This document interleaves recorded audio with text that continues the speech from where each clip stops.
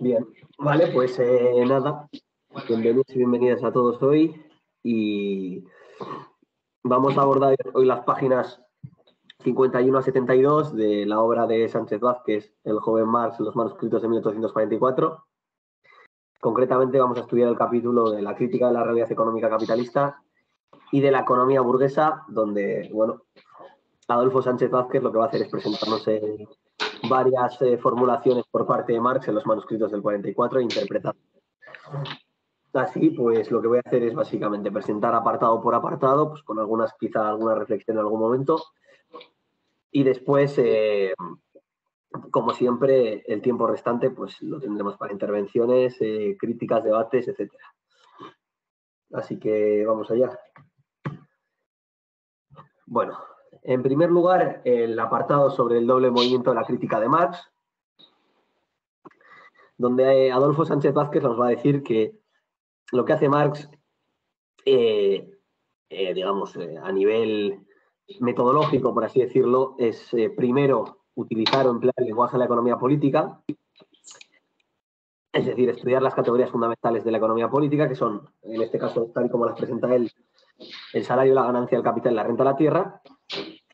Y luego, digamos que al ver las contradicciones que engendran o las insuficiencias que visualizan ellas, va a salir de esas categorías de la economía política para buscar un fundamento que allí no es capaz de encontrar y para el que va a utilizar o va a emplear el recurso de la filosofía.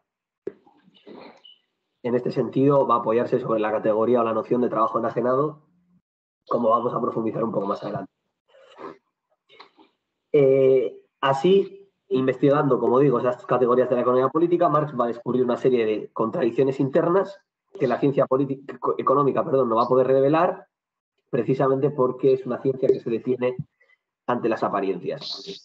Y en este caso, se remite a lo que la economía política como ciencia ensombrece, es decir, al fundamento de esas categorías económicas que la economía política, por naturalizarlas, no las puede explicar. Esto, digamos, que va a ser una nota común en toda la obra de Marx, hasta el Capital y más adelante. Pero bueno, veamos, aunque sea como lo presenta aquí, ¿no? Y cómo, digamos, logra avanzar hacia los fundamentos de lo que son esas categorías de la economía política, que es básicamente vinculando, como dice Sánchez Vázquez, los objetos y hechos económicos con la noción de hombre, sociedad e historia. Así, lo que haría Marx en este aspecto sería pasar de la mercancía, por ejemplo, como objeto de cambio, a la mercancía como producto del trabajo humano, del obrero como mero productor de ganancia, al obrero como hombre, y el trabajo como actividad lucrativa, el trabajo como actividad esencial humana. Como digo, bueno, esto es una especie de síntesis de Adolfo Sánchez Vázquez de lo que va a venir trabajando a lo largo de los siguientes apartados que vamos a presentar de forma escueta. Bueno, ¿cómo empieza? Empieza con el análisis de las tres fuentes de ingreso. Entonces, básicamente empieza a citar un par de fragmentos de Marx. El primero sería: el salario se determina por la lucha antagónica entre capitalista y obrero. En esa lucha triunfa necesariamente el capitalista, y el capitalista puede sostenerse más tiempo sin el obrero que éste sin aquel. En este análisis de lo que es la fisonomía del obrero dentro del modo de producción capitalista, nos dice que, dado que el obrero compite con otros obreros, se ve obligado a aceptar el salario en su límite mínimo, es decir, en el límite que garantiza por lo menos su supervivencia física, que equivale o que Marx va a identificar con la supervivencia de las bestias, ¿no? Así, el obrero, sujeto a la ley de oferta y de la demanda, sujeto a las leyes del mercado, se va a convertir en una mercancía y se da por satisfecho cuando encuentra un comprador.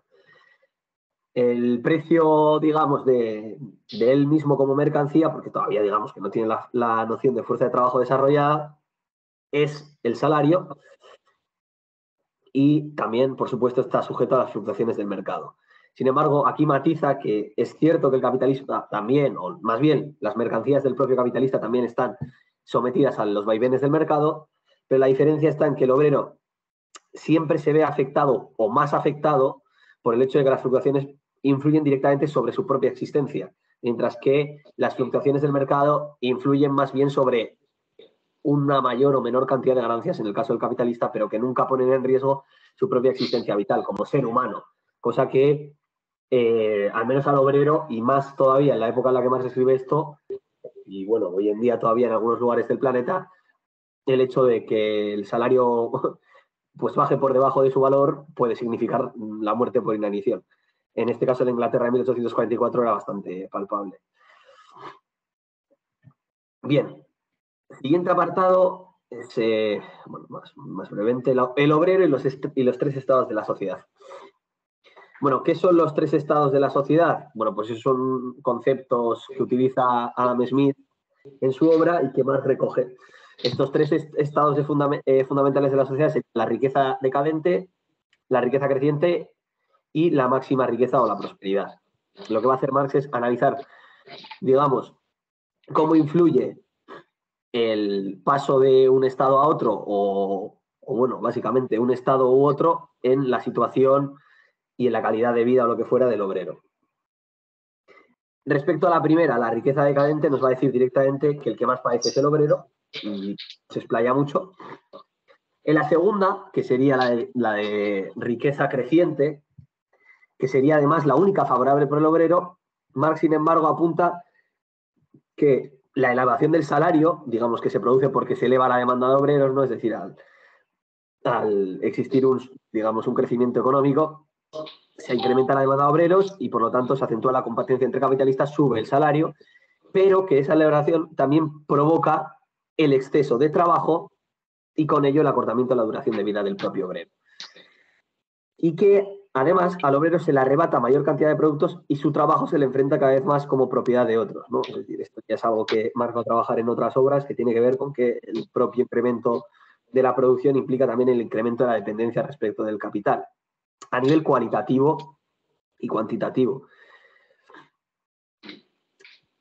Además, dice que este desarrollo económico, estos periodos de auge económico característicos de los ciclos industriales, producen una extensión también del maquinismo.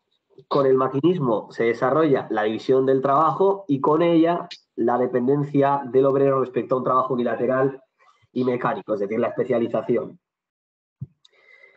De este modo, además, dice finalmente Marx, crece la competencia entre los capitalistas en este estado de desarrollo económico, por lo tanto, una parte de ellos se arruina y consiguientemente también se arruinan una parte de los obreros. Total, que el producto final de este estado aparentemente más ventajoso para el obrero es que crece la competencia finalmente entre obreros y vuelve a bajar el precio de su fuerza de trabajo. Y en el tercero, que sería el estado progresivo o de máxima riqueza, los males además van a aumentar porque también otra parte de los capitalistas se va a arruinar, se van a reducir los salarios a su nivel más bajo, la dependencia de los obreros también va a incrementarse y con la concentración de los capitalistas, además, va a desaparecer la competencia entre ellos y va a aumentar la competencia entre obreros. Bueno, aquí son unos conceptos, bueno, unos conceptos económicos que Marx maneja bastante rudimentarios y que, bueno, yo creo que, en fin, esto, el 44 después no utilizará estos tres estados decadentes, pero sí que, digamos, que va a analizar también cuáles son las consecuencias del desarrollo industrial, los ciclos industriales sobre la propia clase trabajadora. Bueno, en fin, y luego termina básicamente con la cita de que en el estado decreciente de la sociedad hay una miseria progresiva del obrero, en el progresivo miseria compleja y en el culminante miseria estacional.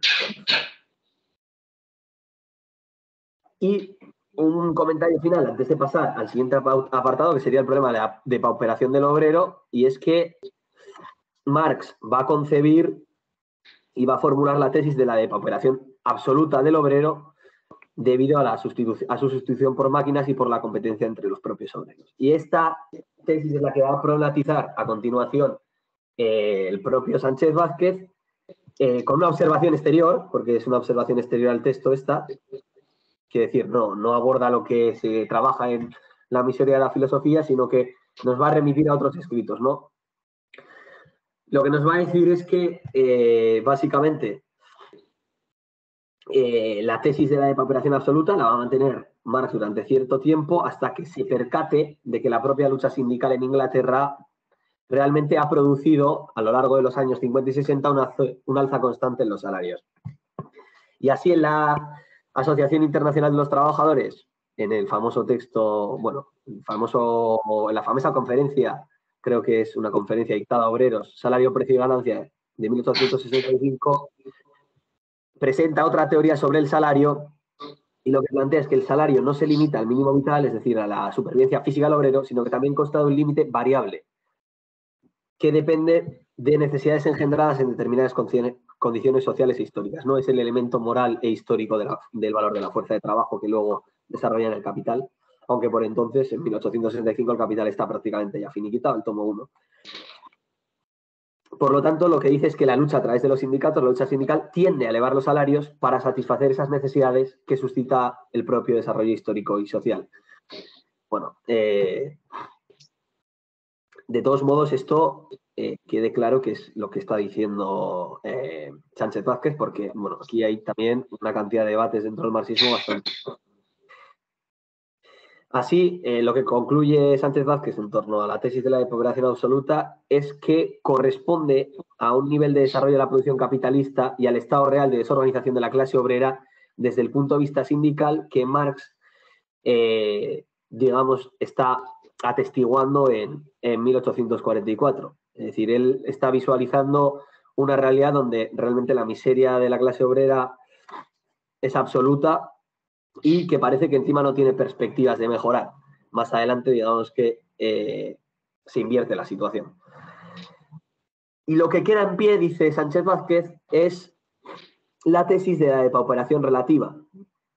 Es decir, lo que científicamente Marx formula más adelante sería la depauperación relativa de los obreros, ¿no? O del proletariado. Es decir, que el obrero se va a empobrecer más, pero no en el sentido absoluto que suponen los manuscritos, es decir, el censo de lo que sería salario real, por ejemplo, sino en relación con las nuevas necesidades cada vez más amplias creadas en la sociedad. Es decir, con respecto a lo que sería el propio capitalista, o con respecto, no el propio capitalista, sino más bien con respecto al producto que él ha creado, ¿no?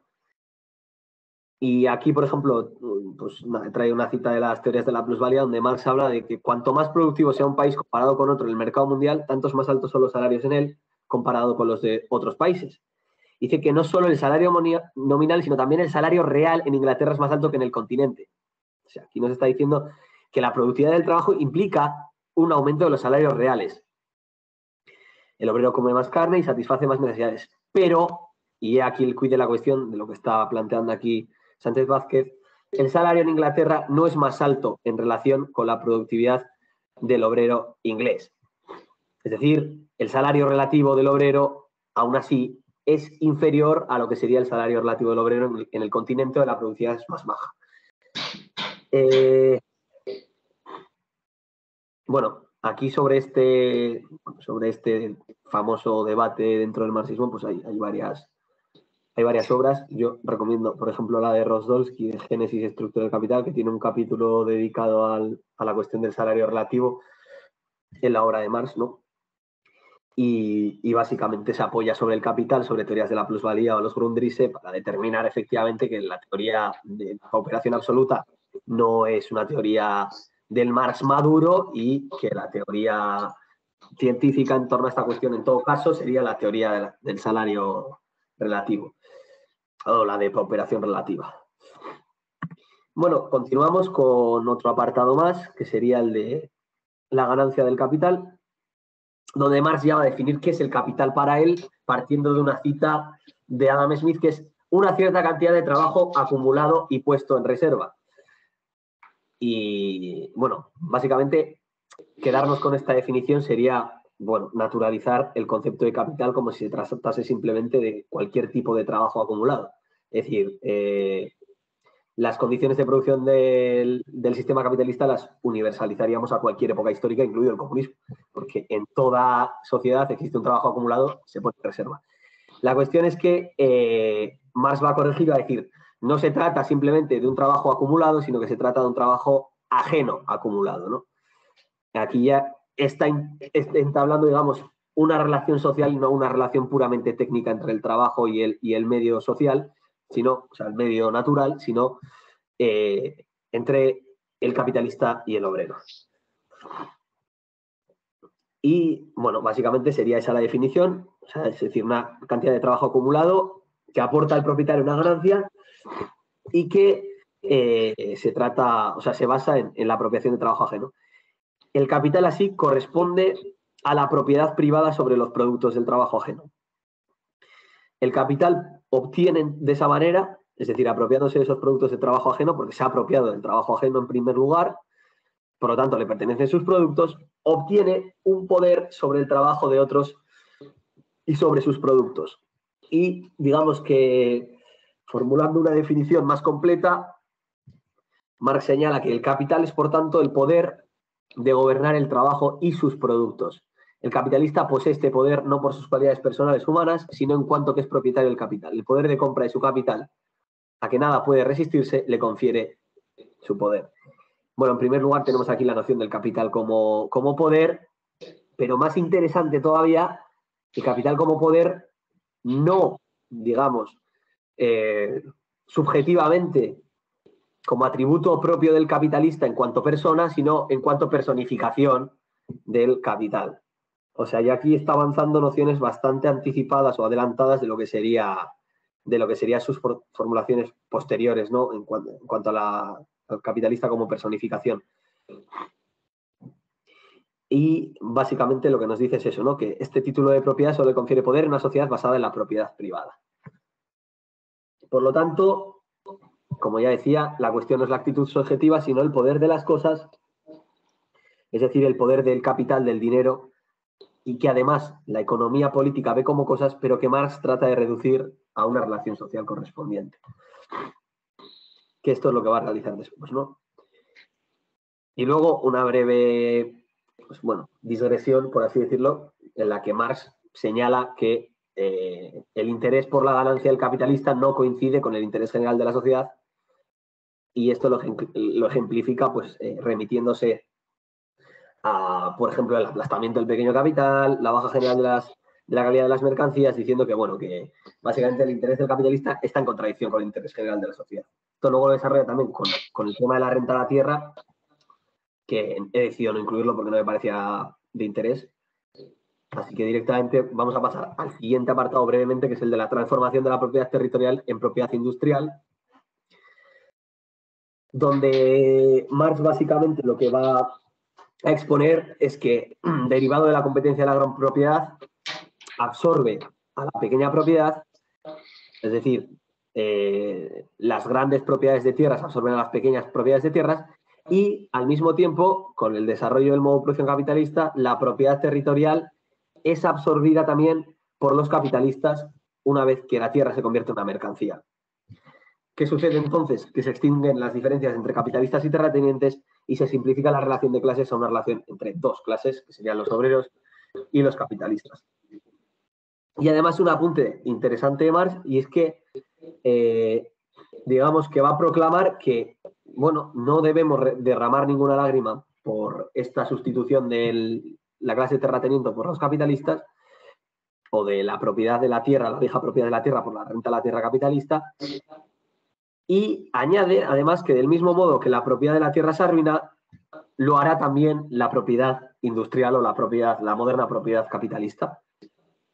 Y bueno, lo dice que, bueno, digamos, este proceso de sustitución conllevará, una frase que es aprender a creer en el hombre, que sería que, bueno, no sé, algo así como que la propiedad, pues bueno, empieza a basarse en la esencia humana de alguna manera, ¿no?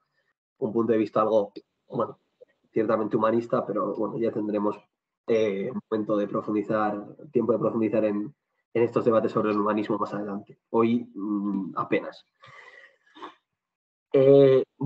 Siguiente epígrafe es el punto de vista del economista y las contradicciones de la economía. Bueno, lo que nos dice Sánchez Vázquez aquí sobre la obra de Marx respecto a esta cuestión es que lo que va a hacer Marx es alternar la descripción de la situación del obrero como mercancía con una crítica de la economía política. Entonces, lo que dice es que la metodología que emplea en los manuscritos consiste en situarse en el punto de vista de la economía política, comparando las afirmaciones de los propios economistas políticos entre sí y comparando también las afirmaciones con la propia realidad empírica. Así, de este modo, se van a revelar una serie de contradicciones que obligan a remontarse por encima del nivel de la economía política. Bueno, este método de, digamos, profundizar en lo que es el análisis sistemático de la realidad tiene ciertos parecidos, podríamos decir, con el Capital. Quizá no de esta forma de contrastar las afirmaciones entre la economía política y la realidad, etcétera, pero sí en el sentido de, bueno, partir de lo concreto en este caso, hacerle preguntas a lo concreto y ver cómo ese concreto, digamos, va exigiendo crecientes profundidades en nuestro propio análisis, es decir, remitirnos a esencias, digamos, que son más lejanas a la realidad empírica y que en este caso pues podríamos identificar, en el caso de los manuscritos, con el trabajo enajenado, etcétera.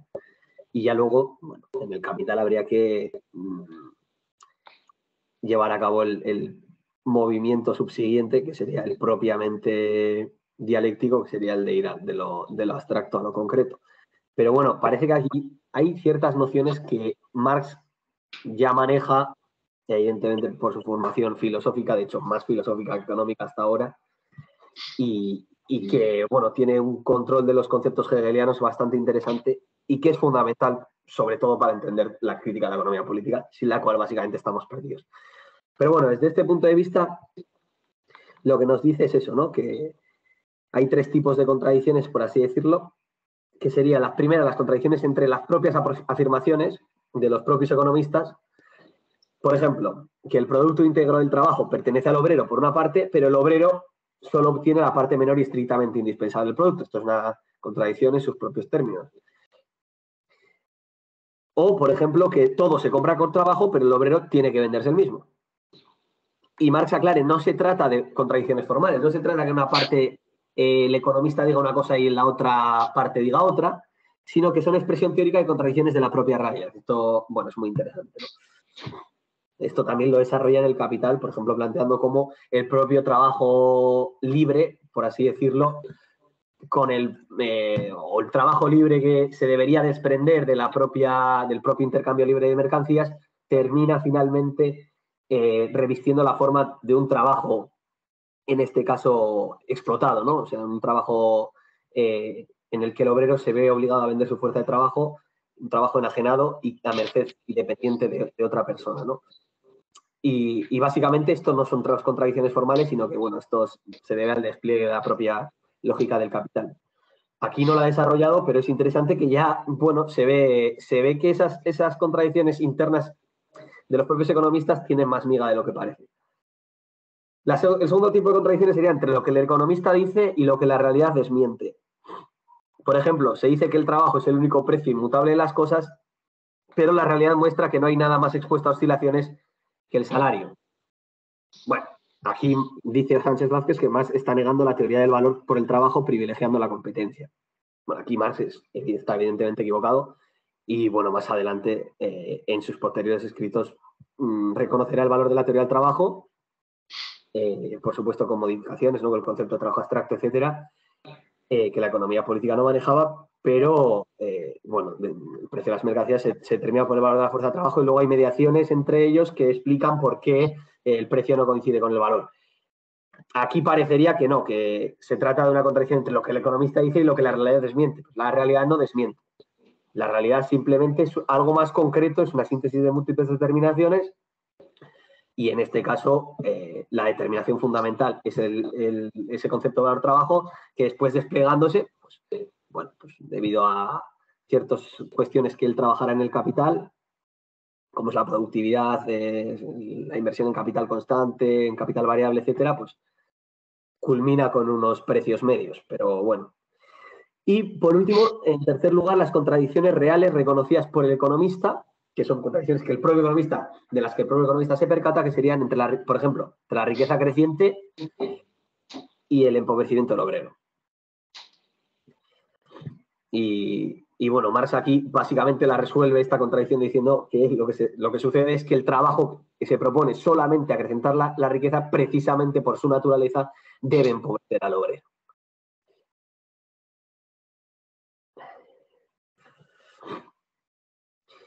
Y bueno, he añadido aquí un quinto punto que en realidad pertenece al siguiente apartado, que es empirismo y generalización de lo empírico, pero como está relacionado con esto, pues ya lo incluyo aquí.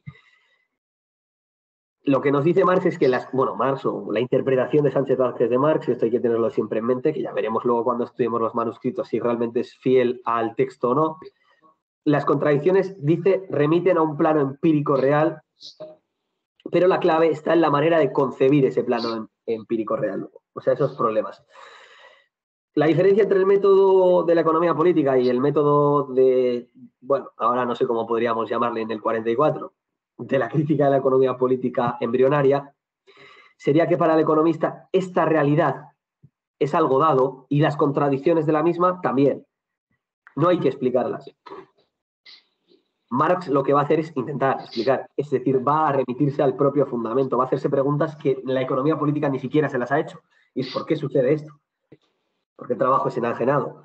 Por ejemplo, para hacerlo, digamos, esta operación que Marx lleva a cabo para intentar explicar los fundamentos de estas categorías económicas, contradicciones económicas, etcétera, es la de mirar al obrero no solo como obrero, sino como hombre, y al trabajo no solo como actividad lucrativa, sino como actividad en que se manifiesta el ser humano. Bueno, ahora va a desarrollar un poquito Sánchez Vázquez esta cuestión con mayor profundidad. ¿Qué nos dice?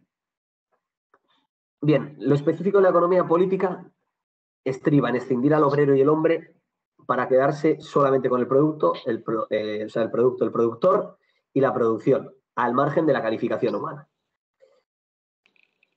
Marx penetra en la situación del obrero como hombre cuando la producción y el trabajo se rigen por ganancia. ¿Cuál es la diferencia? Los economistas, por así decirlo, efectivamente expresan una situación real en la cual efectivamente se escinden el obrero y el hombre, pero lo que hacen con esa situación real, como veremos luego, es generalizarla como si se tratase de la normalidad o de la naturaleza humana. Y aquí introduce Sánchez Vázquez una observación exterior, de nuevo, sobre la escisión entre el obrero y el hombre, o bueno, más bien podríamos decir igual, entre el obrero y sus medios de producción. Esta observación exterior es interesante porque dice que, es necesaria, digamos, esta escisión entre el obrero y el hombre para el desarrollo de las fuerzas productivas. Es condición para un modo de producción superior. Que así la indiferencia por el obrero como hombre es el precio pagado por la humanidad para que el capital cumpla su misión histórica de desarrollar las fuerzas productivas. El año pasado aquí en este taller trabajamos los Grundrisse, y los Grundrisse tienen alguna cita que efectivamente van en esta misma línea que lo que está planteando Sánchez Vázquez. Dice que, básicamente los Grundrisse, esta misma realidad, esta decisión entre obrero y hombre, aunque no la presente de esta manera, sino más bien entre trabajo vivo y trabajo muerto, se presenta como un proceso donde las condiciones objetivas del trabajo asumen respecto al trabajo vivo una autonomía cada vez más colosal. La riqueza social así se contrapone al trabajo en segmentos cada vez más formidables como poder ajeno y dominante. Es decir, aquí tenemos la relación entre, básicamente el capital y el trabajo, el capital como dominio sobre el trabajo vivo y como poder ajeno que domina al propio productor. Como trabajo enajenado en el sentido de que es el productor el que lo produce, pero efectivamente termina por dominarle y situarse por encima de él, como haría en la religión Dios. Así, el trabajo social se contrapone a sí mismo como uno de sus momentos. Y nos dice Marx en los Grundrisse que este proceso de inversión es tan solo una necesidad histórica, una necesidad para el desarrollo de las fuerzas productivas desde determinada base o punto de partida histórico. Y no se trata, además, de una necesidad absoluta de la producción. Es más bien una necesidad pasajera y añade el resultado y finalidad inmanente de este proceso es abolir esa misma base, así como esa forma del proceso. O sea, la escisión entre el productor y el producto, por así decirlo, o bueno, básicamente, entre los medios de producción y el trabajo vivo, es una necesidad histórica, de hecho, la misión histórica que cumple el capitalismo en la historia, lo que hace es desarrollar las fuerzas productivas, y al desarrollar esas fuerzas productivas genera las bases, las condiciones para el advenimiento de una sociedad superior, o sea, para la sociedad comunista. Y es más, y esto ya es más polémico, la finalidad inmanente de este mismo proceso, o sea, de la propia decisión entre el obrero y sus medios de producción, es abolir esa misma base.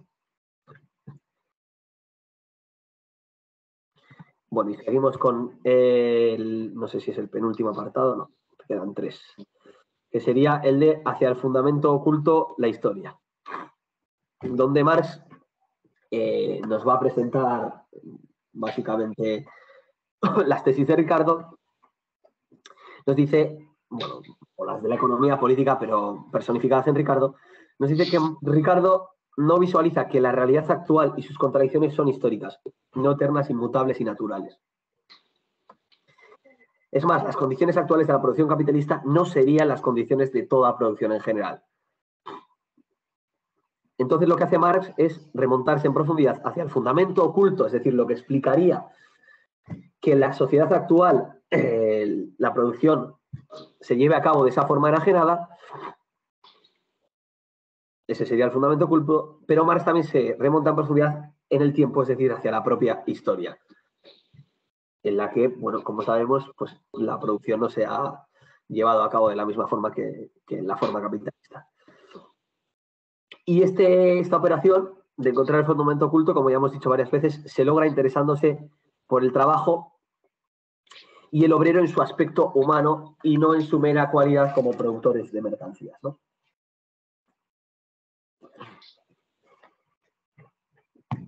Y bueno, básicamente, desarrollando esta misma tesis, nos dice que en la sociedad actual la humanidad está reducida al trabajo abstracto, pero cuidado, con esto Marx no se está refiriendo al trabajo en general como luego desarrolla en el Capital, o sea, la categoría de trabajo abstracto sería como trabajo general indiferenciado, trabajo abstractamente humano, pero aquí por trabajo abstracto no está utilizando esta categoría o esta definición, sino que está refiriéndose a trabajo destinado a producir mercancías, a obtener un salario que permita al obrero subsistir, es decir, el trabajo específicamente capitalista. Y dice que los economistas no conciben el fundamento de que el trabajo humano se presente de esta forma, ni conciben otras posibles formas. Así los economistas cometen el error de tomar lo particular, es decir, esta forma de trabajo humano, como la forma general, como es decir, una forma histórica concreta por el trabajo humano sin más. Es decir, lo fundamental que Marx está intentando hacer aquí es básicamente explicar, bueno, o trataría de explicar por qué el trabajo humano se presenta de manera enajenada en el modo de producción capitalista. Esto es digamos, una explicación o una pregunta más bien que Marx se va a plantear hasta el Capital y que va a responder, bueno, fundamentalmente señalando que el trabajo humano reviste una forma enajenada porque bajo la producción de mercancías el trabajo se realiza de forma privada e independiente, ¿no? Lo que necesita básicamente el valor como mediación para que los productos se intercambien, etcétera. Pero de momento, básicamente, esto no se concibe. Siguiente apartado, ya penúltimo, sería el de apariencia, verdad, apariencia y ciencia. Donde, como digo, pues va a seguir básicamente, igual repitiendo, aunque con otras palabras, lo que hasta ahora ha venido proponiendo en los anteriores apartados. Nos dice ahora, la economía política se queda en la apariencia, no en el sentido de que la apariencia sea falsa, bueno, en el marxismo es una cuestión también bastante vulgarizada, ¿no? La apariencia no quiere decir que sea falso, sino en el sentido de que no se remite a una realidad fundamental, que a los economistas les escaparía por una razón de clase. Bueno, esto dice Sánchez Vázquez, no sé si Marx lo desarrolla así. Pero bueno, básicamente que se queda en el mundo de las apariencias y no es capaz de entender por qué esas apariencias son necesarias y por qué se presentan de esa manera. Este procedimiento para Marx no sería científico porque para explicar un hecho como la competencia, para él hay que remitirse a la esencia, en este caso a la esencia de la propiedad privada. Para hacer ciencia para Marx en este caso sería establecer conexiones necesarias entre el hecho y la esencia. La economía política, por lo tanto, no es ciencia, pues el trabajo reducido a trabajo abstracto, es decir, a una actividad lucrativa, que es lo que tal y como efectivamente se presenta en la sociedad capitalista, realmente se presenta porque es así. Pero, ¿por qué no es ciencia? Porque no se conecta este hecho de que el trabajo se presente como actividad lucrativa con la propia esencia del hombre, que sería el trabajo como manifestación del propio ser genérico humano. Así lo que hace con este procedimiento empirista, por así decirlo, sería elevar una forma de trabajo, que es la forma de trabajo peculiar de la sociedad capitalista, trabajo productor de ganancias, a condición de atributo general humano y, por lo tanto, a considerar al hombre como un ser egoísta por esencia. O sea, mistifica la esencia del ser humano. En vez del ser humano, bueno, esto todavía no lo hemos desarrollado ni lo hemos planteado, pero bueno, en vez del ser humano, la esencia del ser humano como un ser trabajador, un ser productor, la esencia del ser humano sería la de ser un egoísta y que por lo tanto de esa esencia se comprendería que deba producir ganancias y deba regirse fundamentalmente por el interés individual. Esta inversión es lo que produce el hecho de que se conciba la economía política como algo científico. Y ya el último apartado, sería el de la economía política como ciencia de las leyes del trabajo enajenado. Donde, como digo, pues va básicamente a seguir desarrollando estos mismos postulados, ¿no? La economía política reduce el trabajo humano, de nuevo, esencial para el hombre, manifestación del hombre, a una forma histórica concreta como actividad lucrativa, ocultando la relación del trabajo con el hombre. A su vez, presenta tal escisión entre el trabajo y la esencia humana que es efectiva en una forma de trabajo como la propia del trabajo en general. Bueno, básicamente lo mismo, o sea, repetir lo que ha dicho en las anteriores páginas, en la página 69 y 70. Y, de nuevo, ya una reflexión metodológica por parte de Adolfo Sánchez Vázquez para finalizar. Dice Sánchez Vázquez que el trabajo para Marx adquiere una categoría económico-filosófica, esto ya lo vimos la sesión pasada. ¿Por qué? Porque no puede ser explicado solo con el instrumental de la economía política, eso significaría quedarse en las apariencias, es decir, quedarnos en la apariencia de que el trabajo es siempre trabajo enajenado, trabajo asalariado, trabajo productor de ganancias. Y si anteriormente el procedimiento, como vimos en la anterior sesión, de Marx implicaba remitirse o descender desde la filosofía a la economía, es decir, cuando la filosofía ya había llegado a un límite, Marx tuvo que ponerse a estudiar a merced también de los escritos de Engels, la propia economía. Ahora sucede al revés. Marx ahora, digamos que descubre un límite, una barrera que la propia economía política no puede superar y entonces tiene que empuñar las armas de la filosofía. Entonces, lo que hace es ejecutar la crítica de la economía política desde cierta concepción del hombre. Bueno, o sea, en este caso la crítica de la economía política sería criticar las categorías de la propia economía política desde la perspectiva filosófica o antropológica del hombre. Y es así como finalmente se llega al concepto de trabajo enajenado, forma concreta histórica del propio trabajo. Así, la economía política, una vez más, con otras palabras, solo formula las leyes del trabajo enajenado, aunque, bueno, esto de que formula las leyes del trabajo enajenado, yo creo que a lo largo de su trayectoria Marx lo va a ir incluso matizando, pero lo fundamental aquí es que desconoce el carácter histórico de dichas leyes y su relación con la esencia del hombre. Básicamente esto sería todo y voy a dejar de compartir. Así que nada, vamos a iniciar el debate. Hostia, cuánta gente, ¿no? Vamos a iniciar el debate. Muy bien. Muchas gracias, Adrián. Espero que no nos hayas pasado a través de las ondas los virus que sin duda te están afectando profundamente. Durante un mes igual. Esperemos que todavía... Eso es, muy bien.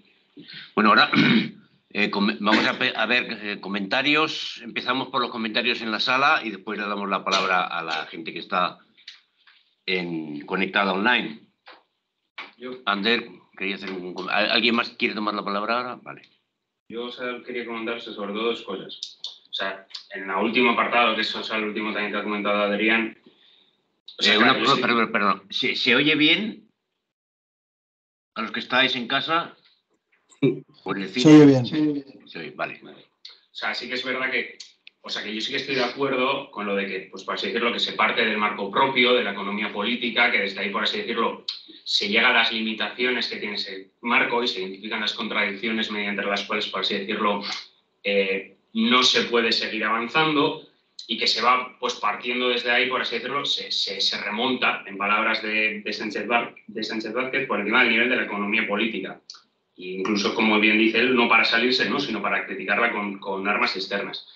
Lo que yo no estoy del todo de acuerdo, que por lo menos lo puntualizaría, es que me parece que Sánchez Vázquez lo que hace es barrer para casa y decir, claro, ¿se remonta mediante qué? Mediante la filosofía.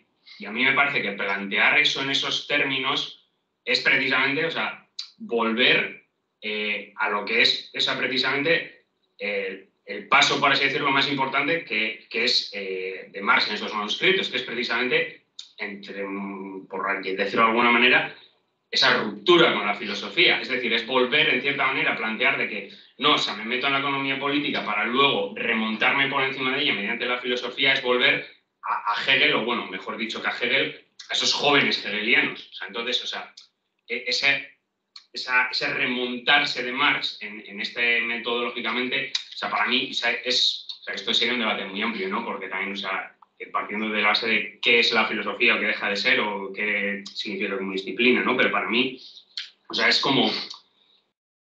O sea, es casi como, en cierta manera, aunque suene muy caricaturesco, como volver a los griegos, ¿no? Como, por así decirlo, como la filosofía, como esa disciplina matriz de la cual, pues, por así decirlo, todo tiene que subir hacia arriba y que es, por así decirlo, como la disciplina por excelencia, la cual es capaz como que de determinar el devenir de la sociedad. Y para mí, o sea, el método es más precisamente, o sea, más allá de eso, se remonta incluso por la filosofía, en el momento pues, que pone, por así decirlo, como cuáles son los fundamentos, por llamarlo de alguna manera, para que se dé ese cambio, pero ya desde un punto de vista, pues eso, precisamente de la praxis, y etcétera, etcétera, como también, bueno, en la anterior mención creo que se mencionaba de eso, de la filosofía ya no solo como algo como contemplativo, sino esto, pero a mí me parece que se caracterizar, por así decirlo, que se remonta por encima mediante la filosofía o darnos como esa preferencialidad, a mí me parece que puede llevar a lecturas problemáticas.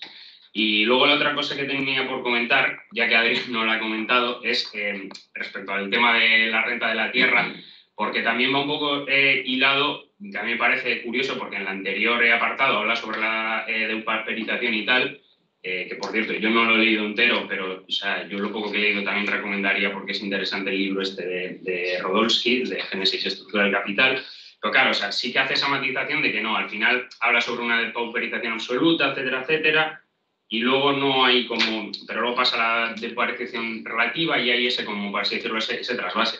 En cambio, con la renta de la tierra, o sea, Marx también tiene una evolución con respecto a la renta de la tierra. O sea, igual en estos primeros escritos, entre comillas, compra la teoría de la renta de la tierra a Ricardo, pero difiere en algunos puntos. Por ejemplo, uno de esos puntos es el hecho de el rendimiento decreciente, porque le suena como una cosa muy malthusiana en ese sentido de como ideología, por así decirlo, en este caso pues de la clase terrateniente. Pero a partir de que empieza a estudiar la química agrícola, que no sabría en qué año exactamente, pero pues como a partir del 60 o así diría esto, sobre todo normalmente se suele citar saldrá el nombre, a Liebknecht, que lo he apuntado antes, y a Rostser, y así, porque suele aparecer bastante, creo que en el Capital, de hecho, Liebknecht hay algún apartado que le cita, pero bueno, suelen estar bastantes cartas con Engels y otra esta. O sea, por así decirlo, también se da una evolución y encuentra una manera mediante ese estudio de la química agrícola, esto también hilándolo con la siguiente sesión, ese estudio, por así decirlo, de las ciencias, de la geología, etcétera, etcétera, no se da como, por ejemplo, mantienen, o bajo mi punto de vista, o sea, no se da como mantiene, por ejemplo, gente de la línea de Althusser, por así decirlo, porque Marx intenta montar como un esquema filosófico, científico a lo Gustavo Bueno, por decirlo así de alguna manera, sino que se da porque, por motivos políticos y porque tienen repercusiones políticas, es decir, no trata de plantear un sistema filosófico, por así decirlo, omnisapiente y que, pues, que sepa, por así decirlo, de todas las ciencias y mediante eso pues, sea como capaz de revelar la verdad, que es lo que a veces parecería que plantean gente pues, como de la cuerda de Althusser, no digo Althusser directamente, sino de la cuerda de Althusser. Y eso, pues a medida de que va estudiando esa química agrícola, por así decirlo, encuentra, por así decirlo, maneras y puntos incluso que le refuerzan políticamente y que tienen para mí, en ese sentido, que yo compraría más bien, pues eso, las líneas que aunque sean igual un poco más modernas en ese sentido, en ese debate de cuando lee, pues eso, a Liebknecht, etcétera, etcétera, que entra pues en las cuestiones estas de, bueno, de la época que eran, creo que era la teoría del hidrógeno frente a la teoría de los minerales, etcétera, etcétera. Entonces, pues eso, hay cómo afecta a los rendimientos de la tierra y también va, por así decirlo, pudiendo superar mediante ese estudio, por un lado, la tesis principal del Marx cuando es joven, que es, bueno, pues si yo meto capital a la tierra, pues eso va a aumentar proporcionalmente, entonces no hay ningún problema, entonces pues Malthus no tiene razón. Se supera a sí mismo en ese sentido, pero a su vez también no cae en la misma trampa que cae en Malthus, de decir de, no, hay una naturaleza ahí inherente de que pues permite, o sea, para así decirlo, que pone como que capa, por así decirlo, bueno, o sea la teoría malthusiana, o sea, bueno, o sea, creo que eso no sé si no suena a todos, sino que se puede detallar un poco más. Pero o sea, eso sí que me parece, pero a mí me parece que es normal por la época que no lo mencione, porque estas cosas sobre la renta de la tierra yo creo que se han puesto sobre todo más como en el punto de mira, por no decir de moda, igual de moda no sería el término, es correcto, pues en los últimos, yo qué sé, bueno, 20, 30 años, por así decirlo, o sea, aunque ya también hay elementos anteriores a estos. Pero o sea, que sí que me parece eso, que Adolfo Sánchez Vázquez como que lo pasa muy por encima, a diferencia, por ejemplo, en el tema de paperización, bueno, lo pasa, no lo menciona, de hecho, y que a mí también me parece, o sea, importante que sea ese cambio dentro de la propia, del propio pensamiento de Marx. Muy bien. A ver, yo tengo que salir a la defensa de Proudhon, porque aquí se le ataca un poco gratuitamente. Yo he leído a Proudhon, no quiere decir que lo haya entendido, pero en la página 68 dice: ¿qué errores cometen en detalle los reformadores que o bien pretenden elevar el salario, mejorando con ello la situación de la clase obrera, o consideran la igualdad del salario, según hace Proudhon, como el fin de la revolución social? Proudhon, primero, que no es un reformador, es un revolucionario, y luego que en él en ningún momento considera la igualdad del salario como el fin de la revolución social. Él, al tratar el tema de la diferencia salarial, él defiende que no debería existir esta diferencia, que distintos trabajos no deberían tener distintas remuneraciones. Pero claro, llegado a ese punto, ¿qué sentido tiene que el salario sea igual para todo el mundo? Si se alcanzase, significaría la abolición del trabajo asalariado. Entonces, en definitiva, lo que Proudhon defiende es la abolición del trabajo. Y eso vendría con la revolución social, no la igualdad del salario con una reforma. Luego también, aunque yo entiendo que Marx pues no le molaba mucho el rollo de Proudhon, en la página 60 nos dice que Marx empieza citando a Say, diciendo: el derecho del terrateniente se deriva en sus orígenes del robo. Esa es una de las máximas de qué es la propiedad de Proudhon. Básicamente el libro se divide en dos partes. En la primera, tratando la propiedad como una cuestión de exclusión, de como es mi propiedad, tú no puedes acceder. Y en la segunda, Proudhon llega parte de la base de que no se trata de exclusión, sino de robo. La propiedad no es una exclusión, sino una invasión. Así que, por mucho que no le guste la idea de Proudhon, aquí está representada la máxima que defendía Proudhon de que la propiedad es robo. Vale, yo quería responder un poco a Ander y dar mi opinión acerca de esto que dice Sánchez Vázquez, que trabaja que lo que hace Marx en este texto es criticar a la economía política mediante la filosofía y usando la filosofía, pues eso, para volver a ponerse por encima de la economía política. Y difiero de Ander en este punto en que sí que me parece que es muy importante tener en cuenta la importancia de la filosofía y de lo que representa la filosofía en la crítica que está haciendo Marx en este texto, sobre todo tomándolo evidentemente en el contexto en el que se escribió el texto, en el cual Marx tiene un bagaje muy amplio de formación filosófica y de trabajo filosófico y está teniendo sus primeros contactos con la economía y en la propia naturaleza de la crítica que de hecho, el punto central, el punto principal que trabaja en estos 3 capítulos de salario, renta de la tierra y ganancia del capital se puede entender en cierta medida como una crítica a la actitud de la economía política que, como bien sabemos, toma la actitud que a veces, o mayormente las ciencias aplicadas o las ciencias no tan fundamentales como la filosofía, tienden a tomar de dar por sentadas sus propias categorías iniciales y no entrar a justificarlas. Lo que hace Marx en este texto, al tratar de justificar, al tratar de explicar y al buscar la esencia de esas categorías, es aplicar lo que viene a ser filosofía, de volver a cuestionarse las categorías iniciales con las que trabajan las ciencias naturales, o las ciencias sociales en este caso. Y toda la crítica la realiza en muchas ocasiones con herramientas propias de la filosofía también.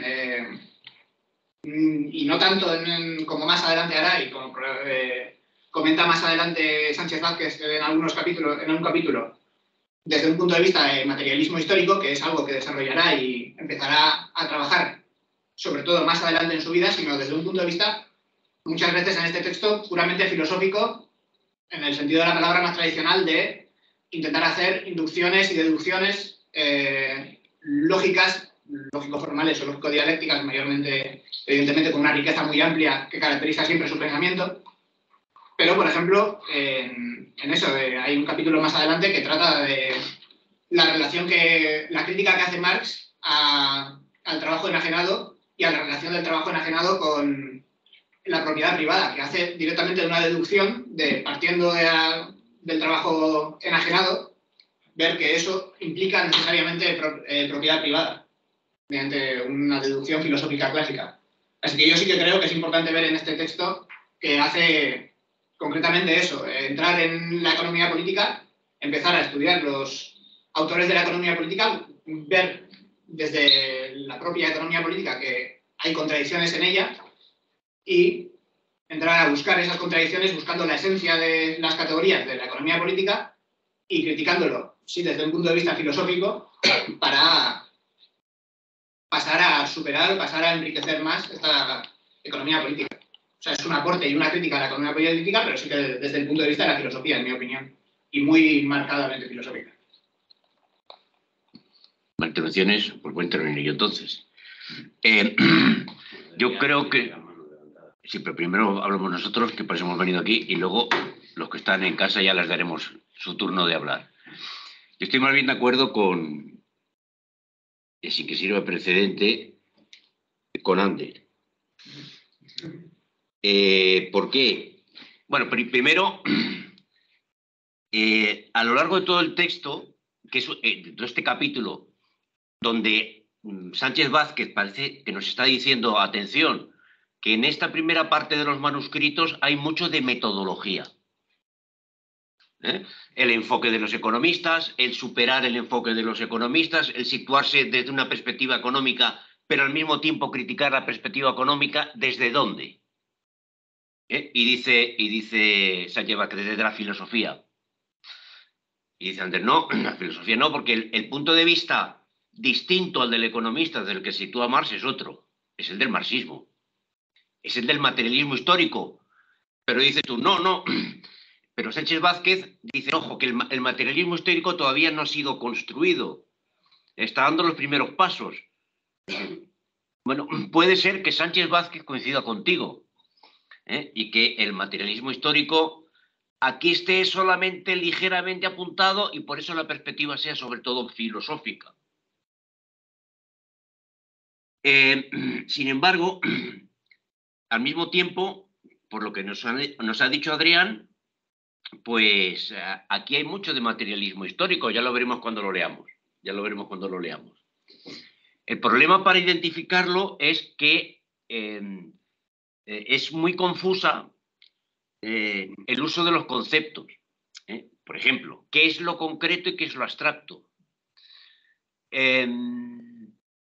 Cuando decimos yo tengo un trabajo concreto, yo concretamente estoy trabajando en DHL, eso no es un trabajo concreto. Ese es el resultado de una idea que identifica lo concreto con lo fáctico, con la apariencia. Pero concretamente tu trabajo es absolutamente abstracto porque lo puedes hacer en DHL o lo puedes hacer en una empresa de limpieza. Es trabajo puramente abstracto. Pero es que el trabajo abstracto no es el trabajo en general. Y ahí creo que no sé si tampoco estoy muy de acuerdo con la posición de Adrián. El trabajo en general es lo que entendemos normalmente por abstracto. El trabajo en general no es un concepto concreto.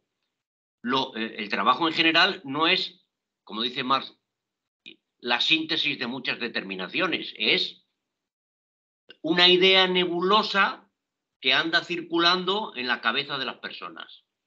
El trabajo abstracto es concreto. El trabajo abstracto es lo concreto del trabajo en las condiciones históricas del capitalismo. Por lo tanto, claro, el problema es que como Marx utiliza la expresión abstracto, dice, no, pues si es abstracto quiere decir que no es concreto. No, es lo más concreto que hay del trabajo en las condiciones históricas del capitalismo. En ese sentido, sí hay una conexión entre los manuscritos donde habla del trabajo enajenado y del trabajo abstracto habla en el Capital. Veíamos como los Grundrisse todavía la idea de trabajo abstracto no aparecía cuando leíamos los Grundrisse el curso pasado. Bueno, entonces yo entiendo que la idea de trabajo enajenado, trabajo extraído de sus determinaciones concretas, que ya no es el trabajo concreto del zapatero, el trabajo cualitativo del carpintero, el trabajo que refleja la calidad del pintor, sino que es trabajo enajenado.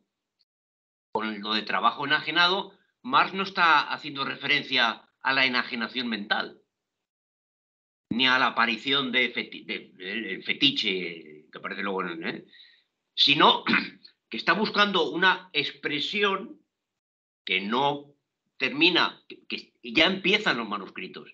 Por lo tanto, ya no está en el nivel filosófico, están en el nivel del materialismo histórico. Pero todavía la categoría, el concepto no lo ha terminado de concretar, no lo ha terminado de dar forma. Trabajo abstracto.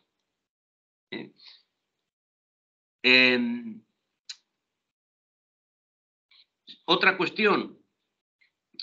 El punto de vista del economista. Bueno, aquí en la página 64 dice, lo que le interesa al joven Marx es que, situándose en el punto de vista del economista, saca conclusiones que se desprenden sin que las sepa el economista. Esto un poco no lo entiendo. Marx no se sitúa nunca en el punto de vista del economista. Marx describe el punto de vista del economista.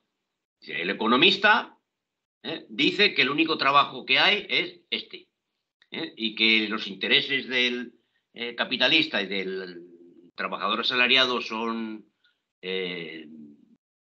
armoniosos. Él describe el punto de vista del economista. Lo va contando, pero no quiere decir que él se ponga en el punto de vista del economista, porque su objetivo, lo dice el propio Sánchez Vázquez, es pasar de ese punto de vista basado en las apariencias, como dice Sánchez Vázquez, en lo empírico, en los hechos, a la realidad de la cosa. Otra cuestión que me hace dudar que se ponga que su perspectiva sea la filosófica. Para llegar a la verdad del concepto, critica no los conceptos filosóficos, critica los conceptos económicos, los conceptos de la economía política. Y luego, la crítica a los filósofos la hacen en paralelo, en la Sagrada Familia. Hay crítica a los filósofos más avanzados, a Feuerbach, en el capítulo 1, y a los jóvenes hegelianos, en el resto de los capítulos, y ya está. Y a eso no le dedica más. Ya ha acabado con la filosofía. En paralelo, pero con la economía sigue. Por tanto, el punto de vista de Marx no es el punto de vista filosófico, es el punto de vista marxista. O inicialmente marxista.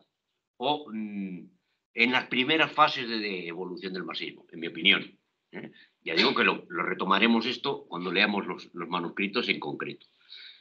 Por eso, la expresión de Sánchez Vázquez, en mi opinión, es un poco confusa.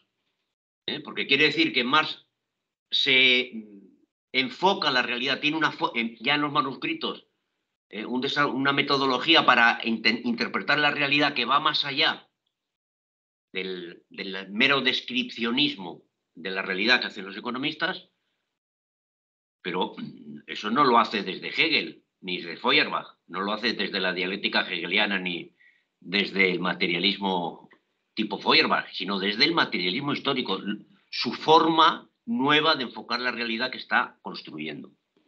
Como la está construyendo todavía, pues tiene esas limitaciones y esas contradicciones.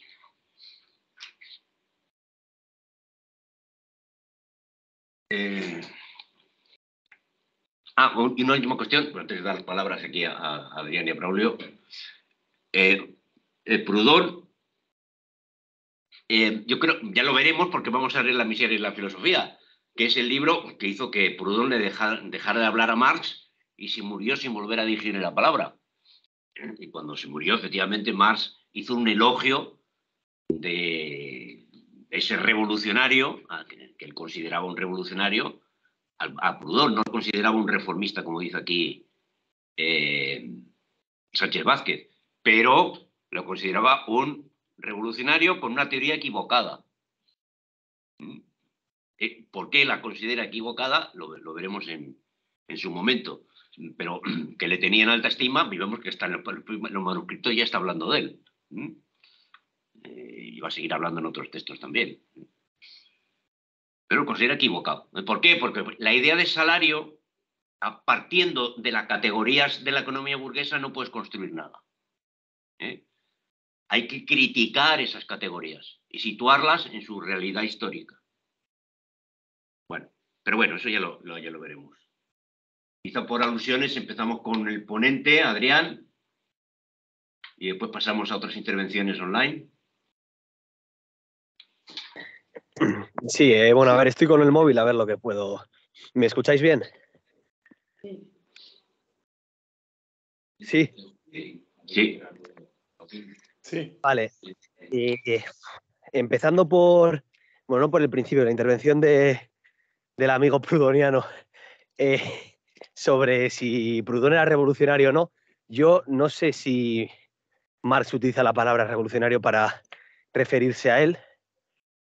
Y ese elogio que hace cuando se muere no es un elogio. O sea, de hecho, conviene leerlo para saber que no es un elogio. Es una crítica que, quiero decir, hoy en día no se haría porque estaría muy mal visto. Sería políticamente incorrecto que el día de la muerte de alguien sacase a alguien un artículo con semejantes hostias que le da. Pero más allá de eso, eso de que era revolucionario, hombre, quiero decir, tiene varios escritos negando la necesidad de la revolución. O sea, para él, la transición a lo que sería la sociedad libre, etcétera, tiene lugar de forma pacífica a través de, bueno, bancos de tiempo, cooperativas, etcétera. Niega de facto la revolución política y es más, los experimentos proudhonianos de los años 60 en Francia son auspiciados precisamente por el emperador, por Napoleón III, básicamente. Es decir, revolucionario, bueno, pondría en duda. Bueno, tampoco quiero entrar a comentar ahora lo que ha dicho sobre que la igualación de los salarios equivale a la abolición del salario, porque es que tampoco tengo tiempo, pero desde luego que no. Es decir, o sea, no tiene nada que ver la equiparación de los salarios con la abolición del salario. Es decir, la abolición del salario exige la abolición de la forma mercancía por se, porque el salario es fruto necesario de lo que es la producción de mercancías. Es decir, la producción de mercancías, como Marx va a desarrollar, digamos que en un momento determinado exige la separación entre capital y trabajo y, por lo tanto, el trabajo asalariado. Esto es precisamente lo que Proudhon, como pequeño burgués, entre comillas y sin comillas, no puede ver. No puede ver porque él es un amante de la producción de mercancías, de ese trabajo artesano clásico, ¿no? Pero bueno, más allá de eso, respecto a la intervención de Joaquín, dos cosas. La primera, creo que he subido ahí una cita sobre el trabajo abstracto que es. Creo que Joaquín ha dicho que el trabajo abstracto es específicamente capitalista. Creo que esa no es la posición de Marx. El trabajo abstracto es un trabajo transhistórico, como plantea Marx en El Capital, y creo que lo pongo ahí, ¿no? Gasto fisiológico de energía. Y en este caso, Marx no lo está utilizando así en los manuscritos. En los manuscritos lo está utilizando el trabajo abstracto de otra manera, como ya he dicho, que sería la manera esta de decir que es un trabajo productor de ganancias. Bueno, eso es otra cosa, ¿no? Y respecto al tema de que Marx y tal no se sitúa desde el punto de vista de la economía, sin más, esto, o sea, yo los manuscritos todavía no los he leído, bueno, los leí hace tiempo, pero vamos, que no me enteré ni de papa hace mucho tiempo. Entonces no sé exactamente cómo lo va a desarrollar, pero sí que entiendo que hasta cierto punto tiene sentido que Adolfo Sánchez Vázquez diga que en un primer instante se sitúa en el punto de vista de la economía, porque si partimos de que Marx, en la introducción a la filosofía del derecho, descubre una inversión en los términos entre lo que es la sociedad civil y el Estado, y vemos que la sociedad civil, en este caso, la identifica algo así como o quien mejor analiza esa sociedad civil sería la economía política, la herramienta de la que parte en un principio es la economía política. Y solo cuando desde ese punto de vista descubre las limitaciones de esa economía política, puede remitirse a otros planos. Pero entiendo que en un primer instante, como necesidad, Marx, digamos que concibe o se sitúa en ese punto de vista y hace una crítica inmanente a ese punto de vista, ¿no? O sea, en el sentido de que no es que parta desde la exterioridad para hacerle una crítica, sino que digamos que desde esa interioridad de la economía política va planteando contradicciones y para resolverlas, entonces sí se tiene que remitir a otro plano, que no sé si sería el filosófico, etcétera. Y, bueno, lo que ha dicho Ander, pues en fin, tampoco tengo las herramientas para responder a eso todavía, pero sí que creo que, bueno, ese punto de vista, esa perspectiva de la economía política burguesa, en un principio me parece adecuado. No diría que no. Corto.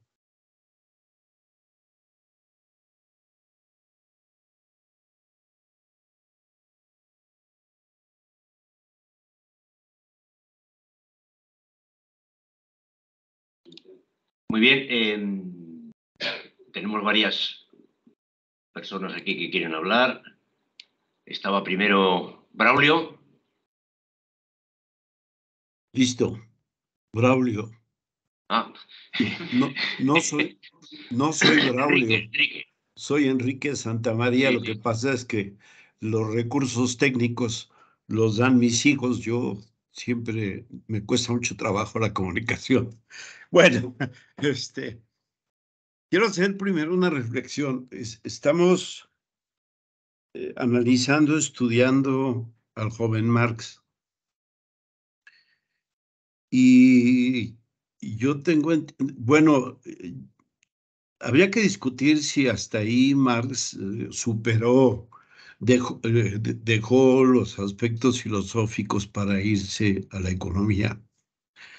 Yo, la reunión pasada, desgraciadamente ya no me pude comunicar bien, pero estaba reclamando como profesor que soy, que definamos muy claramente en qué momento, cuál es el momento filosófico de Marx y por qué es filosófico.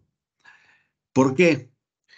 Porque yo entiendo lo que hemos leído ahora, que de manera simple y lo acepto y no lo discuto, cuando Marx busca, mediante el estudio, análisis de la concepción del hombre como una concepción distinta, un hombre enajenado en el capitalismo oprimido y por lo tanto inhumano aún, está siendo y buscando el estatuto filosófico, dice el texto en la página 41, que es la esencia. Entonces, si estamos en eso y estamos partiendo de los manuscritos económico-filosóficos, y tengo entendido que el título no se lo puso Marx, el título se lo pusieron los estudiosos, los analistas, los que lo publicaron, los que lo accedieron a él por vez primera en todas sus características de incompleto, confuso quizá, incluso se dice que el prólogo no es el prólogo, en fin, pero ya lo veremos eso más adelante. ¿A qué quiero ir? Para mí está claro con Sánchez Vázquez que Marx, porque por ahí el expositor insinúa un poco, a ver, espérame, deja de ser económico para ser filosófico. No, en realidad, dice Sánchez Vázquez, cosa que yo comparto, es que para Marx nos trata de mostrar que hay en su método una realidad velada por la apariencia, dice el mismo Marx, está oculto, que oculta la relación del hombre con la sociedad y la historia. En la economía política, por ahí escuché del expositor que ni quiere saberlo. No, yo creo que hay una actitud consciente de la economía política de no hablar de la verdad, de ocultar el fondo de la realidad. Y ahí interviene, pues, el aspecto filosófico en el que Marx interviene. Yo comparto, vamos, esa lucha de Marx por acabar con lo oculto es precisamente, o sea, superar, dice, las limitaciones de la economía política para volverlas filosóficas. ¿Con qué? Con el elemento que lo supera, lo critica y le permite ir adelante a Marx. Y no creo tampoco, y aquí termino, como siempre, con brevedad, creo, aquí no creo que, como dijo Ander, hay una cierta tendencia a volverse a lo filosófico, hacia los griegos y hacia a la Grecia antigua. No, por eso estoy reclamando que tengamos, no sé, yo preguntaba si todos tenemos o tienen claro qué es ese quehacer, qué es este estatuto filosófico. Porque entonces plantearíamos que el título que se le puso al texto que da centro a este debate y que es el que dice Sánchez Vázquez que le hizo cambiar toda su opinión, la lectura de los manuscritos, entonces no son económico-filosóficos, cosa que yo creo que sí lo son. Gracias. Muy bien, seguiremos con el debate. Primero, tiene levantada, dando la palabra a Gabriel. Hola, buenas tardes. Voy a hacer algunos comentarios al texto y algunas de las cuestiones que se han expresado, ¿no? La primera sería, tiene que ver con algo que está relacionado con lo que se acaba de hablar ahora, ¿no? Es decir, cuando Marx está escribiendo en 1844, yo creo que acaba de tener 2 años, 3 como mucho máximos de contacto con la economía política clásica y con una parte de la economía política clásica. Es decir, yo creo que está lejos de lo que estará en los manuscritos de los años, de principios de los 60, ¿no? De conocimiento. En segundo lugar, quisiera decir que me sorprende que Adolfo Sánchez Vázquez de algunos saltos, por ejemplo, desde la página 56-57, cuando habla de la depauperización del obrero, ¿no? Claro, es que Marx está escribiendo en un momento en que su entorno de conocimiento es la economía clásica. Y en esa economía clásica no hay posibilidades de crecimiento y no hay mecanización. Es decir, no hay mecanización. Hay división del trabajo como mucho, pero no hay mecanización.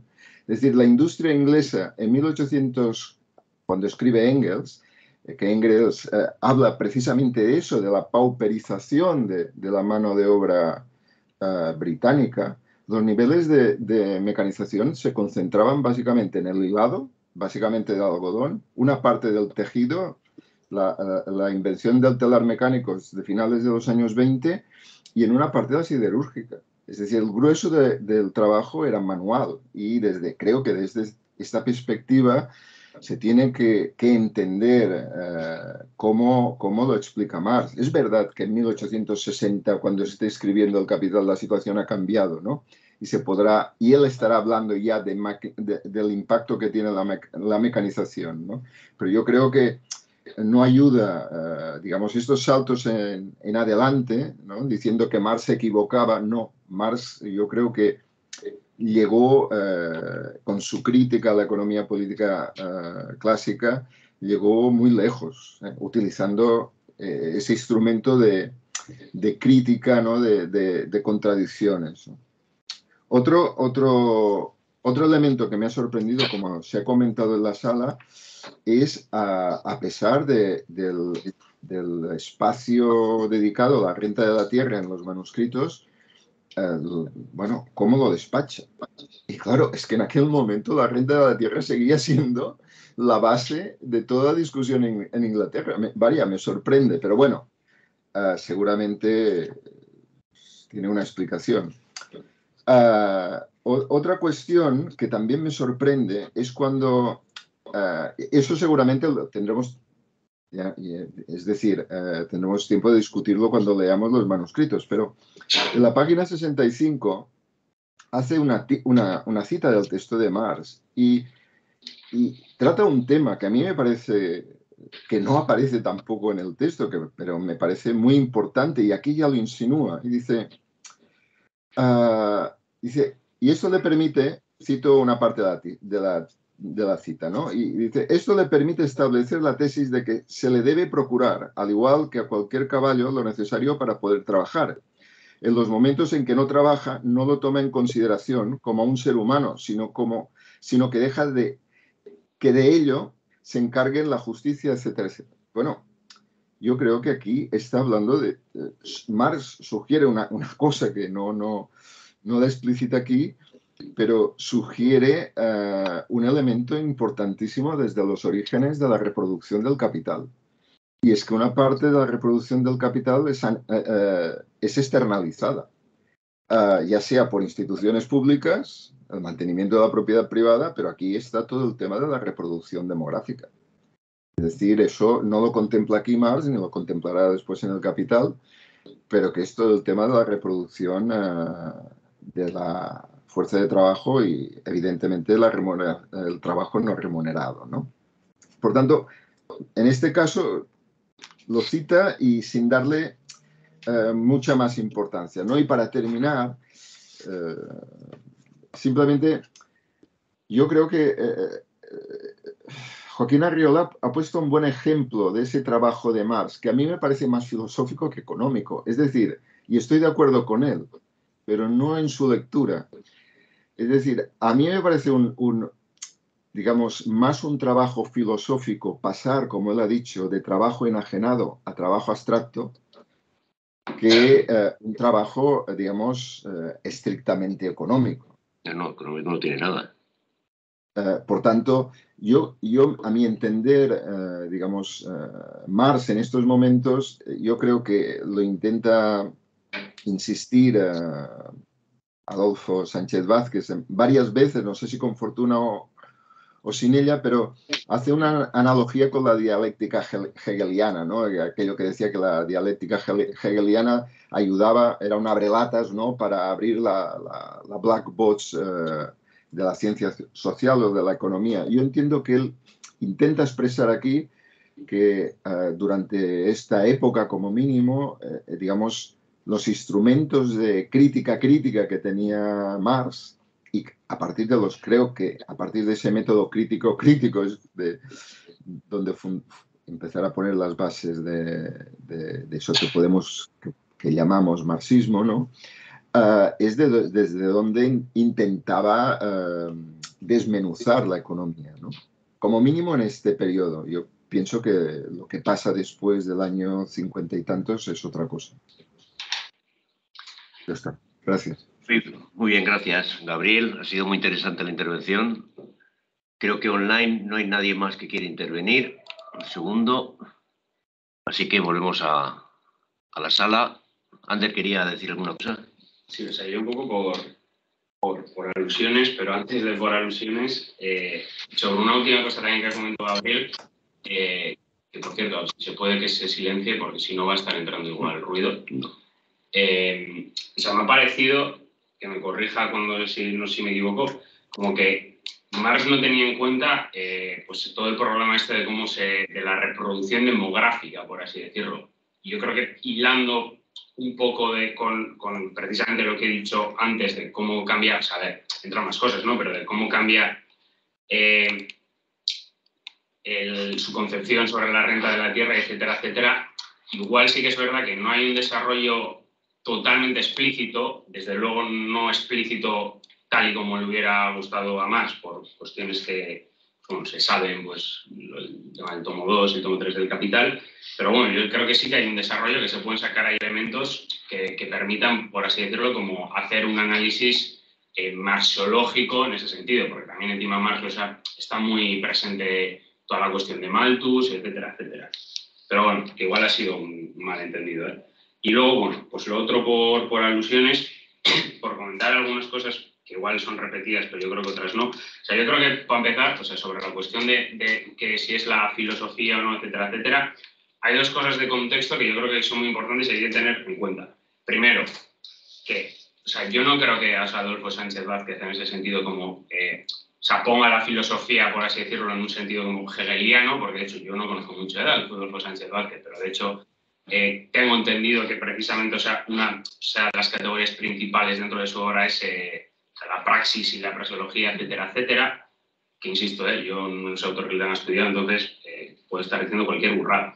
Pero luego el otro contexto de Adolfo Sánchez Vázquez, que me parece muy importante a remarcar, es que, claro, que precisamente es en esta época donde se empiezan a salir los tropos estos de no, porque el marxismo es economista, es determinista, es mecanicista, etcétera, etcétera. Es, por así decirlo, la génesis del meme de no, es que el Capital no es un libro sobre economía porque el subtítulo del Capital es crítica de la economía política y no economía política crítica. Entonces, o sea, sí que es verdad que yo creo que en ese sentido el contexto es muy importante porque, claro, yo creo que hay en cierto punto implícitamente o no, por así decirlo, no sé, razonadamente, pero no es razonadamente la palabra, pero no como adrede, por así decirlo, o sea, se está como también intentando desmarcar precisamente de esas cuestiones. Y la manera precisamente que tienen de desmarcarse los que huyen, por así decirlo, en vez de hacer una crítica sistemática a las críticas de no, es que el marxismo es economicista, es mecanicista, es determinista, etcétera, etcétera, es decir, no, es que Marx hay un Marx humanista, de repente. Entonces, a mí en ese sentido me parece que es importante en ese contexto. Otra cosa también que me parece importante, que como bien ha dicho Joaquín, yo no estoy negando en ningún momento, o yo no niego en ningún momento el hecho de que Marx no recurra a la filosofía, o que Marx no utilice términos filosóficos, o que Marx no, por así decirlo, no se valga como herramienta precisamente por donde viene. Pero sí que es verdad que es lo que dice Joaquín. Hasta cierto punto Marx, y contemporáneamente a estos textos, mata la filosofía, y mata no entendido como una negación total, porque el propio Marx dice que los movimientos, por así decirlo, que en su época harían bastante mal en considerar a Hegel perro muerto, dice en alguna carta. O sea, es decir, cuando mata la filosofía no es una negación total de todo el desarrollo filosófico, sino, por así decirlo, lo que está generando una nueva disciplina, está generando algo nuevo, está generando, pues, llámalo como quieras, en la vertiente burguesa, una especie de protosociología, por así decirlo, o en una vertiente más esto, pues está generando, por así decirlo, pues el método del materialismo histórico, el materialismo dialéctico, etcétera, etcétera. Pero claro, esto tampoco niega que, como tú bien has dicho, se puede hacer, y como por ejemplo también vemos en los Grundrises con Hirose Ushida, etcétera, etcétera, se puede hacer un seguimiento exhaustivo y meticuloso de cómo se va haciendo el desarrollo de Marx mediante categorías filosóficas, porque cómo pasa de lo concreto al abstracto, de lo singular, particular y lo general o lo universal, etcétera, etcétera. Claro, o sea, evidentemente se puede hacer eso, porque Marx está siguiendo un método que es precisamente, es más hegeliano Marx en ese sentido de lo que él cree. O sea, hegeliano en el sentido de Hegel, no de los jóvenes hegelianos. Pero, o sea, yo el punto a lo que voy es que, o sea, sobrepasa eso, o sea, rebasa la economía política y lo rebasa desde el punto de vista, pues por así decirlo, utilizando la filosofía, pero a la filosofía a su vez la rebasa utilizando la economía política. Entonces lo que ahí está generando o sea, es una nueva disciplina, y a pesar de que se puede hacer un seguimiento, por así decirlo, de sí, bueno, es que está haciendo aquí una inferencia, está llevando una contradicción, está haciendo no sé qué, está haciendo tal, está rebasando eso mismo, o sea, no se queda ahí, no se queda simplemente a decir, como por ejemplo hacen otros autores contemporáneos, a decir, no, es que, me lo estoy inventando, no, es que Say aquí está haciendo una concepción del trabajo, pero esto entra en contradicción con la categoría hegeliana del devenir histórico, entonces es incorrecto. No, o sea, precisamente lo que está haciendo es eso, es rebasar, está creando un método propio, está poniendo los mimbres de eso, o sea, eso es a lo que me refiero. O sea, pues sí, evidentemente puedes hacer un seguimiento filosófico meticuloso, pero y insisto que tampoco creo que igual Adolfo Sánchez Vázquez quiera decir eso, o sea, explícitamente, pero o sea, parece que es como peligroso simplemente quedarse en el, sí, rebasa la economía política desde la filosofía y ya, y se queda ahí. Rebasa también precisamente esa filosofía. O sea, la clave metodológica de Marx es precisamente que aplica el método dialéctico también, que precisamente, o sea, como que rompe, por así decirlo, esa estanquedad, por llamarlo de alguna manera. Entonces ahí se está creando como algo nuevo que, pues bueno, luego pues ha podido degenerar en mayor o menor medida, pero, o sea, que precisamente que no se queda ahí. Bueno. Bueno, un poco, siguiendo un poco el hilo de los comentarios. Perdona, ¿cómo te llamas? Iñaki. Hay una cosa que creo que al menos en el texto con esta pelea entre si filosofía y economía, creo que pasa algo que de algún modo tanto Joaquín y tu nombre, Ander, comentan. O sea, al final hay como un desarrollo de un método que su potencialidad supera la filosofía, supera la economía, y me ha gustado el rescate que señalaba Gabriel en torno a la cita que está en la página 65 y 66, porque precisamente en la obra de Marx creo que hay como una suerte que no tiene nada que ver con mecanicismo ni economicismo, sino que también hay una crítica que tiene que ver a cosas que ya él rescata desde Hegel, con la idea de la crítica al derecho, la crítica a la idea de cómo se constituye la sociedad civil, que creo que es también bastante importante señalarlo como algo que siempre está en conexión, ¿no? Y que al menos creo que el materialismo histórico permite generar como método de análisis. De hecho, bueno, yo prólogo de la sociología, y creo que al menos entre los distintos autores que he ido leyendo dentro de mi campo, el materialismo histórico supera un montón de ciencias sociales donde se hace uso de ese método, y que creo que es una manera un poco de romper como esta idea de si es mucha filosofía, es mucha economía, o si hay cierto economicismo que con la pelea que posteriormente habrá con autores, bueno, en este caso diríamos con Foucault, que creo que es muy desacertado cuando señala que el poder lo descubre Nietzsche, y creo que en la obra de Marx también hay mucho de análisis del poder que su propio método genera como manera de poder analizarlo. Muy bien. Bueno, pues tenemos tiempo para un par de intervenciones más online. Nadie interviene. No hay más intervenciones. Bueno, creo que hemos tenido un debate interesante. Vamos a hacer un salto porque vamos a dejar de leer el resto de los comentarios de Sánchez Vázquez a los manuscritos y vamos a pasar la semana que viene directamente a la recepción, a los capítulos en los que habla de la importancia que ha tenido académica y política este texto desde que empieza a publicarse y cómo ha sido utilizado por unos y otros en el debate político de las distintas posiciones que ha habido en el marxismo, etc. Insisto, la semana que viene tenemos la presentación de los autores que Sánchez Vázquez llama humanistas, que hacen la lectura humanista de los manuscritos, y la siguiente semana no hay todavía presentador, tenéis tiempo hasta la semana que viene, tanto los que estáis aquí como los que estáis online, porque como ha ocurrido hoy, también se puede hacer la presentación online, para que alguien se anime a presentar el texto del capítulo 9, sobre la interpretación estructuralista de los manuscritos.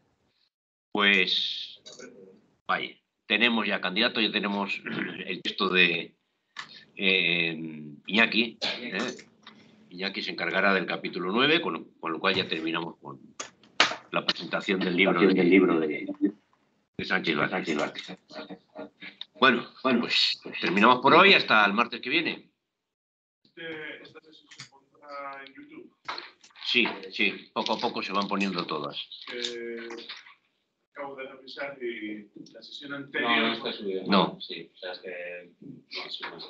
No se lo subiría y me lo han pasado hoy, entonces pues lo intentaré subir a lo largo de este. Es que hay que cortar mucho, porque esto empieza a grabar automáticamente a las 6:30 y hay que hacer cortes y hay que editarlo bastante. Subiré